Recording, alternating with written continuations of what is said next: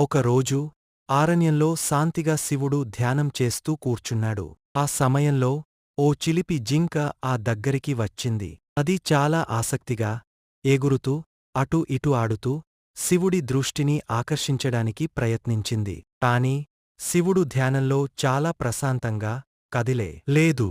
ఆ జింక శివుడిని దాటిపోవాలని అనుకున్నప్పుడు శివుడు తన చేతిని మెల్లిగా చాచి జింక కొమ్మలను సున్నితంగా పట్టుకున్నాడు.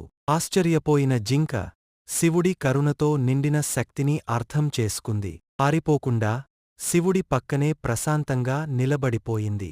ఆ రోజునుంచి జింక శాంతి చిహ్నంగా మారింది, ఎప్పుడూ శివుడి పక్కన కనిపిస్తుంది. ఈ కథ శివుడు తన ప్రశాంతతతో కూడా అతి చంచలమైన జంతువులను ఎలా శాంతింపజేస్తాడో చూపిస్తుంది. మీలో ఎంత మందికి శివుడు అంటే ఇష్టం?